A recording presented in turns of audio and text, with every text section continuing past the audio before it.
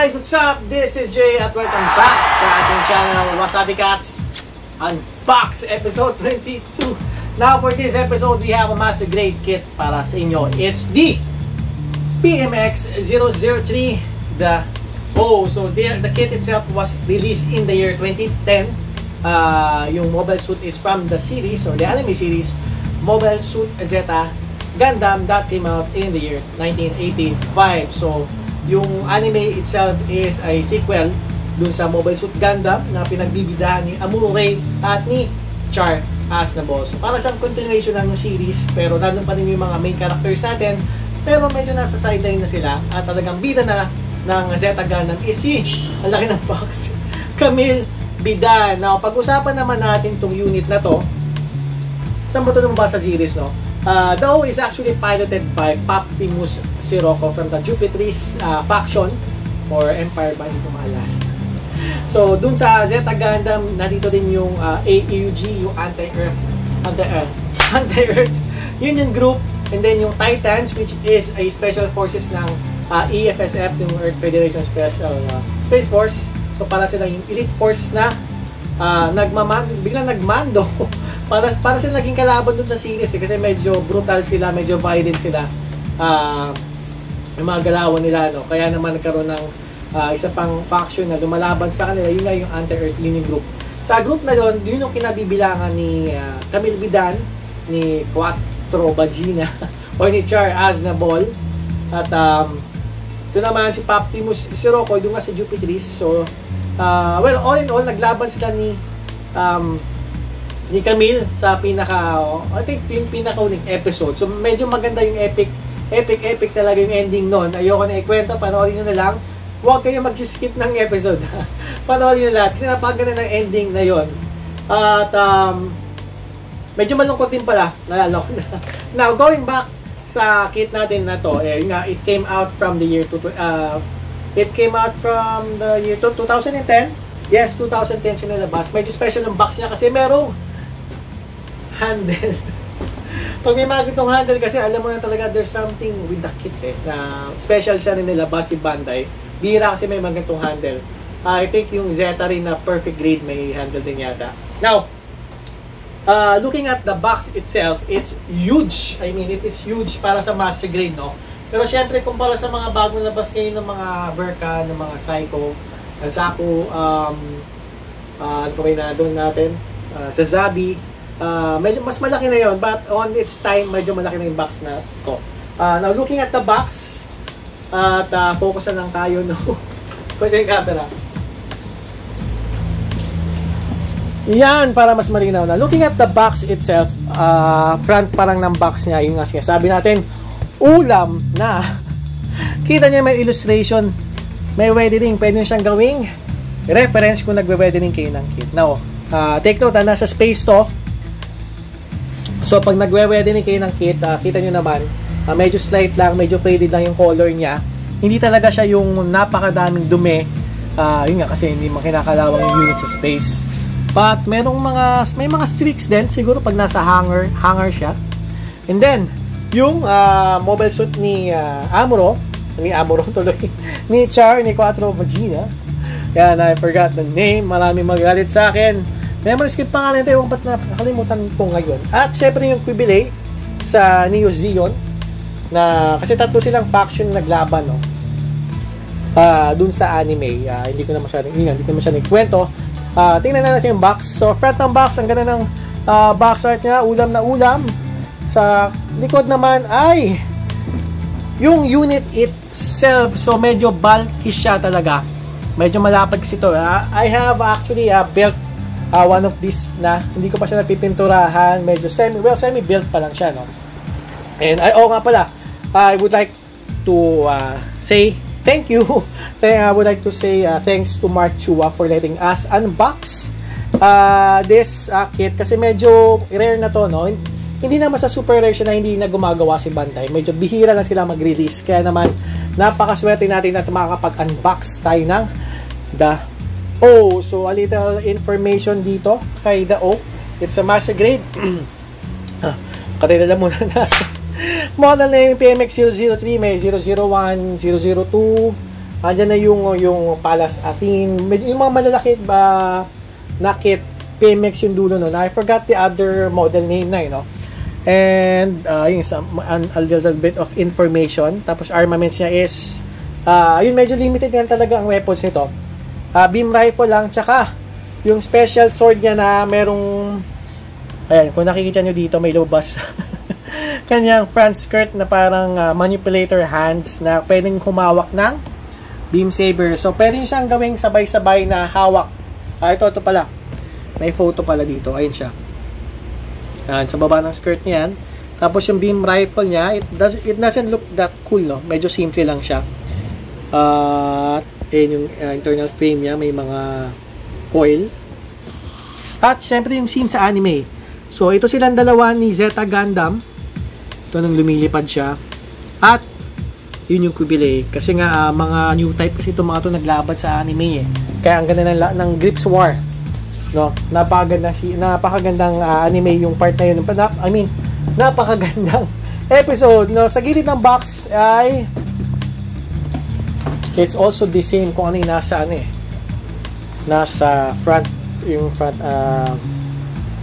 illustration niya kung anong nakalagay, inulit lang nila sa baba ng box or sa gilid. Wait, sa baba nga ba? Yan, napakaganda, marami tayong makikita. At yun yung kanina nasa likod, no? Ito din siya, yun yung manipulator hands na sinasabi natin. Nasa ilalim ng kanyang side skirt, o I mean front skirts. So apat na sword yung pwede nyong gamitin na sabay-sabay. If apat nga ba yung beam saber nito. Pero alam ko apat siya, pero yung pinaka beam saber na yun yung dilaw. Hindi ko maalala if apat nga. Then may figure siya ni Optimus Sirocco. Ayan siya, he's actually a playboy, no? Parang kay Char. At ayan yung mga some scenes dun sa anime, yung Pallas Athene sa likod, oh. At ito yung sumabog siya. Sumabog pa siya dyan. And yan, nagkakaroon siya ng communication ng mga iba pang new type. Tama ba? Yan. Then, ito yung back. Itsura sa likod. So, medyo kakaiba nga itong ano na to eh. Design niya. Maski na may ibang PMX na na kit. Iba din talaga yung itsura nila. Malalaki sila na bulky. Pero magugultan na kayo na kasi highly mobile sila. Yung mobility nila napakabilis. So, ayun yung rifle niya. Napaka-simple lang talaga. And then, internal frame. At may mga konting gimmicks dyan na nabubukas yung hatches. Ito na yan. Ayun, nagagalaw yung sa legs niya para mai-push ng kahit paano ng medyo bukaka. Yan. At decals, yan, Titans. This was actually developed for the Titans. No, yun yung EFS, Earth Federation Space Force. I think dye transfer nga ata to. Nakalimutan ko yung sticker. Pero pagkakalala ko dye transfer. Yun yung rifle, manipulator hands, and yung internal frame niya na talagang bulky talaga siya, no? Yan, makikita natin mamaya kung anong kulay niyan. Naalala ko pa, medyo makintab to eh. Then, yung frame ulit. Saan yung frame? Yun pala yung frame. And this one is yung complete ng buo. Kasama ang mga decals. Ayan. And again guys, wala tayong stock nito sa Wasabi Toys. Ngayon, kung magkaroon man tayo, better make sure na makakuha kayo nito dahil bihira talaga maglabas si Bandai. So, price nito is, I think, nung bumili kasi ako nito sa Toys R Us before, nasa 7,000 siya, no? Alam ko, nag-sale din siya. I think that was 5 something kaya ako siya nakuha. Ano pa ba? Well, that's it, I guess. Can, I think let's proceed with the unbox. Kaya naman, ano bang hinihintay natin? Let's unbox. Alright, let's unbox. Medyo kakaiba yung box nito, no? Hindi siya top, hindi siya sa top nag-open kung isa gilid. Kaya medyo ibahin natin yung way natin ng pag-unbox ngayon. Nasa front yung camera natin, no? At yan, so hinihila siya palabas. Yan, ang laki ng box. Medyo makapal talaga yung box nito para sa mga boxes ngayon. Medyo pahirapan. At nabuksan na natin ang kanyang box. Dito muna siya para makita nyo. Kita ba? Medyo na ano, hindi ako nakapag-prepare. Yan, ganoon na lang ang unbox natin. So, ang kulay niya ay mamaya natin pag-usapan. Hanapin muna natin yung manual. So, ayan. At ang manual niya ay dilaw din. Siyempre, dapat pareho kung ano yung kulay ng kit. Tataas sila ng konti. Okay, so, nawala tayo. Kita nyo naman, logo kagad ng G.I. Joe. I mean, ng Titan. So, the O, yun ang talagang pangalan niya. Let's open up the manual. So, yung mga information dito is in Japanese pa rin talaga. No? Hindi siya yung katulad ng mga manual ngayon na may halong English na. Kaya hindi ko masabi. Hindi ko ma-translate. So, may black and white yung kanyang first page. So, siguro, I think, sinasabi dito yung about dun sa about sa kit. Tapos ayun, sa weapons, sa hide arm. Okay, so yun ang pangalan niya, hide arm. And then yung leg unit. Dito naman sa kabilang page is yung internal frame. Yung mga photo din sa box sa kanina. So yun din yung ginamit dito. At yung kung ano man ibig sabihin ng mga yan. I think this is a label for the parts kung yung tawag sa kanya.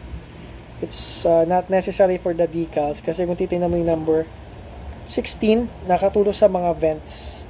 Right, so next page is the number of runners. So, number ng runners, bilangin natin. It's ano ba ito? 1, 2, 3, 4, 5, 6 7, 8, 9, 10, 11, 12 13, 14, 15, 16, 17, 18, 19, 20, 21. 21 runners all in all. Dalawa yung polycaps niya. Ayan o, PS. So, dalawa yung kasama niya.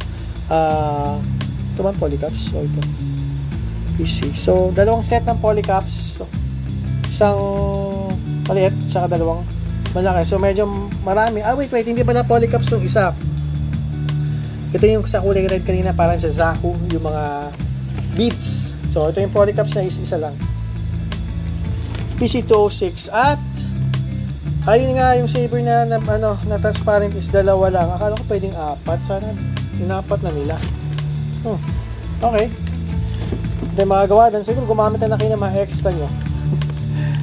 Looking at the manual, yan, haluan ko ng English yung Tagalog natin. Head unit. So unang gagawin is yung body unit yung number 1. Natin yung ilaw. Yan. Number 2, so pinakauna is yung body unit kay number 1. Yan yung mga kailangan yung runner para magawa yung body. So noong una actually akala ko nilabas yung mga early 2000 eh. Nagulat ako 2010 pala. Hindi ko natingnan kasi medyo classic kasi yung niya eh. Yung dating niya hindi siya pang 2010 eh. I remember by that time medyo high-tech na yung mga molds na ginagamit ni Banda eh. Tingnan na lang natin mamaya yung number niya sa runners nito. Next is parang Mercedes. Kaya nga, may pagkakotse kasi yung dating nito eh. Kaya pag may mga tournaments na nagaganap, madalas na ginagawa ng mga contender is gloss finish. Kasi nga medyo malapad siya parang kotse. Kaya maganda. So ayun siya, yung body. Medyo maraming page yung body Kasi kasama rin sa likod pati yung pinakalikod niya. Ayan. Yung parts siya. So, vents, thrusters, marami siya. Malaki siya, bulky siya, pero napaka-highly mobile. Yung mobility niya is napakabilis. Ayan, highly mobile siya. At colored pages ng manual. Hindi muna, ito muna. Yung back ulit. Tinapos yung backpack. So, ayun. Medyo simple lang yung pagkakabitan mo, no? After mo nagawa to, ikakabit mo na siya dito sa isa. And then, yung head. Nakakaiba din. Nung unang nakita ko sa anime, sabi ko, what's wrong with this design? Bakit ganito yung design nito? Pero siyempre, yun ang design niya. At magawa. So, you only need 3 runners, A, D, and P, and polycaps. And, pwede ba lagyan ng ilaw to? I think pwede nyo i-mod. And then yung arm units, ayan, medyo maraming runners na gagamitin. Maraming runners na, pero yung mga parts na nasa runners mismo, no, hindi ganun kadami kasi malaki lang talaga siya. Arm unit, ayun ulit. So pag ginawa nyo yung arm unit, times 2 lang. And then right arm, left arm. So doon na magkakatalo. Be careful lang kayo sa pagkabit niya kasi madaling maluwag. Alright, now let's go back sa colored pages. Ayun ulit sila ni Zeta Gundam. Wow. Hindi pa tayo nakapag-unbox ng Zeta na Master Grade. At ayun yung Qubelay. So medyo magulo yung episode na to no? Kasi tatlo silang faction na naglalaban. Pareho mga new type. Kaya minsan sa pagkakaalala ko may part doon na nag-uusap sila via telekinesis pa. Telepath. Mga telepath sila. End of Grievous War. Yan, sana nababasa natin. No? Yan, yung psychic battle. Yan, sabi ko kanina. Ayan, makita yung mga aura nila. Ito yung Grievous War. Ano nga bang kit to? Nakalimutan ko. Zeta Gundam. Diyan, alam mo anong kit to? Nakalimutan ko. Hindi ko maalala eh. Si Freya may alam yun eh. Wala si Freya. At yung Qubelay. Yan. Ito, nagkaroon din ng 2.0 to na nilabas eh. Ang ganda din ng kit na to. And then, painting. Siyempre, kung gusto nyo mag-paint, andyan yung reference na kailangan nyo. Again, ang madalas na ginagamit ng Bandai is Mr. Happy. Sayang Japanese kasi. Ayun yung paint reference. Before and after. Ano to? Naglagay sila ng panel lines. Yan. Yun yung head na nagagalaw. Parating Zaku to, na pag minove mo yung head niya, left and right, gumagalaw din yung mono eye niya. Ano yung pilot? Si Paptimus. Yung galing napinturahan, kaso walang mata. Siyempre, liit. So, yun pala yung kanina, yung runner. So, isa-isahin nyo siyang lilihahin. Yan. Pero ito naman yung sa kamay, buo naman yan na plastic o rubber. At sa paa o sa legs, ayun siya. Hindi ko pa ito nabubuo talaga ng nakatayo. Kaya hindi ko alam kung stable ba siya, nag-wiggle ba or not. At yun, ang Titans na logo. Mamaya titingnan natin kung anong type ba ng decals to, stickers ba o dry transfer. And yun. Nagagalaw siguro kaya may ganyan. Saan yung kamay ko? Ayun. Hindi ko alam yung sinasabi niyan. And then may kasama pa siyang stand. Alam ko walang kasama stand to eh. Bibili kayo ng stand para magawa yung post na yan. So that's it for the colored pages. Next page is upper body, yung mga sa shoulders na no. Ayun yung nakaturo. Leg unit. So medyo halos almost pareho sila ng design ni Sazabi. If makikita nyo no. So medyo maraming gagamiting runners para sa leg unit. Puro times 2. Kasi nga left and right lang naman yan. Nagkakaiba lang dyan is yung pinaka hind legs niya pakabit sa waist. Next is the feet. Medyo malaki ang feet nito, para siyang palaka. Yun.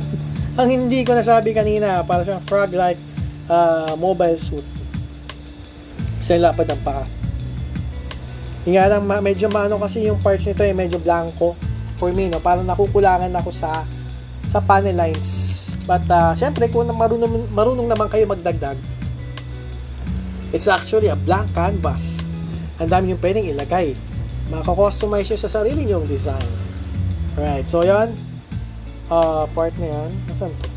Yung sa harapan. Yan, no? Parang almost pareho talaga nasasabi yung kanyang design. Next page is the legs ulit. Ito, right leg na yata ito. Left leg. Dito tayo sa waist. Yan. Yung pinaka-waist niya, medyo marami ring runners na gagamitin. Waist unit, ito na yung manipulator hands. Ayun, no? Nakatago sa front skirt. Ayun yung left na front skirt. Yan, ang dami talagang ano nito, boosters. So, napaka-highly mobile nga talaga niya. Napakalaki niya, pero napakabilis naman. Kaya nakalaban siya in par with the Zeta Gundam, no? Kaya kailangan pa mag-Wave Rider mode ni Zeta para matalo siya. Ayun, spoilers. So, ayan yung manipulator hands pag tinago nasa loob. Ilang fingers yun? 3? Dalawa lang. Pero hindi ko pa ito na-assemble yan sa ginagawa. Ayan yung beads ng pinakaayaw nating lahat. I mean, look at that. L4, L2, L4, L2, L4. Pamememorize mo pa ba yan pag nagalo-halo? Isa-isayin yan. So, I would suggest gamamit muna kayo ng stick. Pasok niya para malihan yung sabay-sabay. Hindi isa-isa. So, ayun siya. Next is yung assembly na mismo ng waist. Tsaka yung back part. O back skirt. Yan. So, napaka-bulky talaga niya, no? Pa! Final assembly. O, assemble. Ano, nagagalaw yung kanyang, yung sa paa. Para mas post nyo na maayos. Weapons. So, ayan talagang weapons niya. Isang beam rifle at 4 na beam saber. Tapos, ang binigay lang niya is 2. Is 2 perasong yung beam mismo. Wow. So, ilan lang yung runner gagamitin, no? Yun lang yung binigay. Dapat 4 na nila kasi 4 pong sword niya. So, pati yung beam saber, it is actually composed of 2 pieces. At yung beam rifle is ayan lang. No, parang high grade. Okay. Next page is yung final assembly ng may ibang parts din pa pala. Kala ko yun na.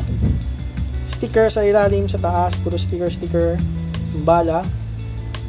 At kailangan mong tanggalin yung kamay. Hindi. Kasi yung kamay naman ito, semi-manipulator yung kamay niya. Kaya, hindi ito yung katulad ng ibang master grade na tinatanggal mismo yung thumb o yung palm. So, yun yung epic manipulator hands na nasa ilalim ng palda. At yung placement ng decals na we will check later if dry transfer nga ba or stickers. So, ayun siya. Medyo marami siyang medyo marami siyang decals. Sawa kayo dyan. Kung dry transfer to, mag-ingat kayo. Dahil one shot lang. Pag nagkamali, wala na. Bura. So, medyo marami talaga siyang Kaya yan. But very detailed naman yung kanya instruction kung saan ilalagay. May maliit, may malaki.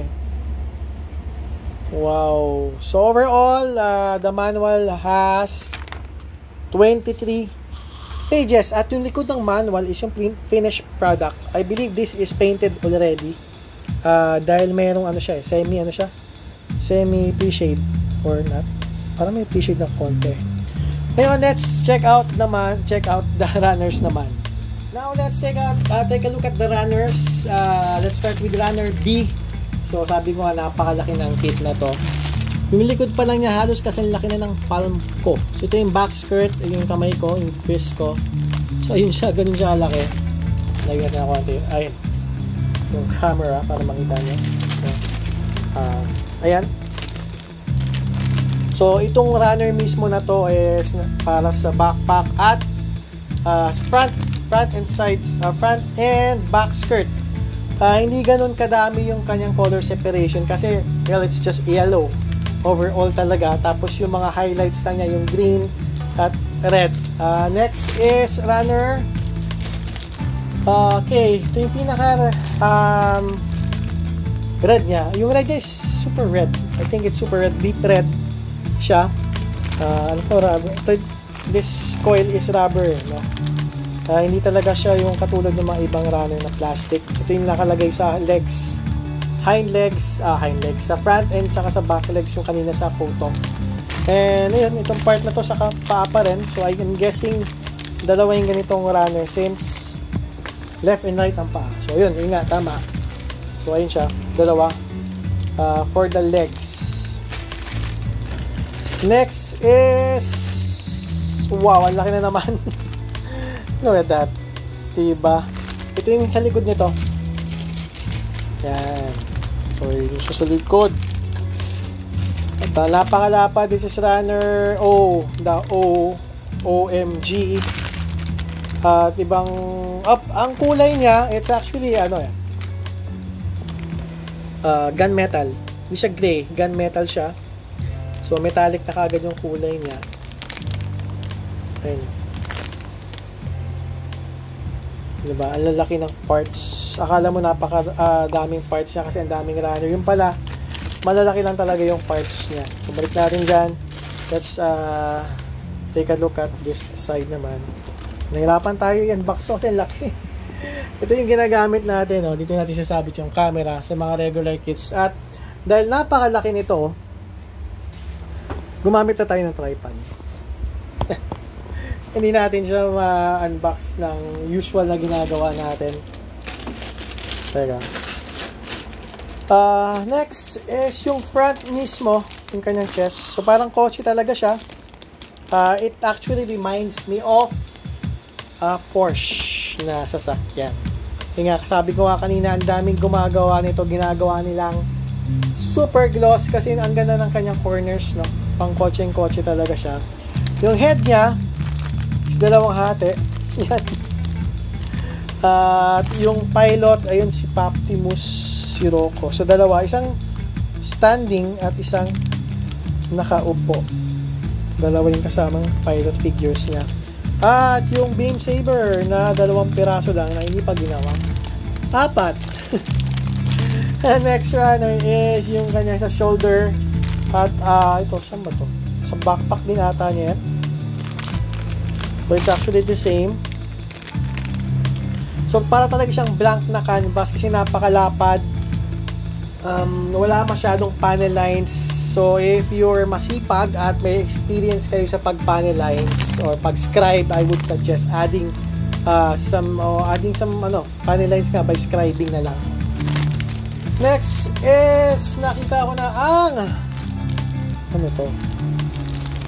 stickers. So it's actually a combination of decals, yung sticker decals na transparent at water slide. So water slide, dry transfer. Kaya ingat kayo sa paglagay nito, no? Dahil once ma-scratch na siya, wala na. Pag nagkamali kayo, tanggal, gasgas. Pwede nyo na lang gawin doon is magpentura kayo kung maayos nyo pa. Or kung magaling kayo mag-masking, yan, pwede nyo gamitin or gayahin. And yung isang runner G, yung barrel, so medyo malaki na yung barrel nito, no? Yung Canon. Yan. So, parang minamalit ko yung barrel niya, pero detalyado naman itsura niya. Marami naman details na pwedeng i-color separate kung gusto nyo mag-color separate. Yung sa likod. Ayun. Kita yung likod. Next is yung polycaps na napakalaki din. Tignan nga natin. Malaki ng polycaps niya. Siyempre, kasi malaking kit. So, hindi ganun kadami yung polycaps niya. Hop. Where are you going? At yung internal frame ng color is gunmetal. So, color-wise, hindi ganun din kadami yung pagkaka-color separation niya. Kasi nga naman, yan lang talaga yung itsura niya. Dilaw lang talaga siya. At kung mapapansin nyo, red, tapos green. So, hindi ganun kadami yung kanyang detalye talaga. Ganun naman kasi yung mga unang unit na lumabas, 1985 siya ginawa. So, hindi pa ganun kaganda yung design nila. I hope, sana magkaroon ng 2.0 yan. Para kahit paano naman magkaroon ng mga additional detail, no? But mukhang malabo kasi kung ang ginagawa ng kasi talaga ng 2.0 yung mga lead unit din naman yan, pero hindi siya ganun ka katulad ng Zazabi na dinala talaga ni Charles Aznavour. At Runner J wala tayong boses at ang lapad talaga ng parts nito, no? Nakabuo ko nito pero hindi ko, parang nagugulat pa rin ako sa laki niya. At internal frame ulit. ng mga legs. Gusto makita to eh. Ayan ang lilihain nyo. OMG. Kaya pala Gundam Dao to eh. Oh my god, ang dami nyo. Iisa-isay nyo yan, lilihain nyo. Para naman maganda at hindi siya maraming knob marks pag niliha. So ayan guys, ang pag-unbox natin ng Dao PMX 003. Again, thank you so much Mark Chua for letting us unbox this kit para naman makita ng mga kaibigan natin sa Wasabi Cats at Wasabi Toys. Unfortunately nga, wala tayong stock nito sa shop kasi bihira talaga maglabas si Bandai. Magkakaroon man 2 or 3 years pa ata. Kaya kung makakita kayo niyan, bili-bili na. At syempre before we go, ano bang rating ko dito? If you're a collector ng Zeta, syempre I would suggest getting one. But overall kasi yung kit, talagang ano siya eh, hindi siya ganun ka articulate, nakatayo lang siya. I would rate it siguro at a 7, no? Dun sa part na yon. Pero as a whole, I would rate this at an 11. Sa 11 ko siya i-rate kasi napaka siguro epic na kit siya dun sa series. Hindi gaganda yung final episode kung wala yung Dao. Well, panoorin na lang, malungkot, but napakaganda. May gumawa nga nun ng diorama. Lalagay ko ba sa video? Tingnan lang natin. Before we go, I would like to thank each and every one of you for watching our video sa ating channel sa Wasabi Cats. Kaya naman if you haven't yet, kindly click like and subscribe sa ating channel para naman tuloy-tuloy ang pag-unbox natin ng iba pang mga Gundam kits. And if you're interested in buying other kits or other Gunpla, kindly visit our website at www.wasabitoys.com or our Shopee page, Wasabi Toys. And for our next episode, it's going to be the Hello Kitty RX-78 Gundam and the Intrigate RX-78. At kung sino mag-unbox yan, it's a surprise. Kaya naman, till next time, keep safe and keep the mask on, Wasabi Cats.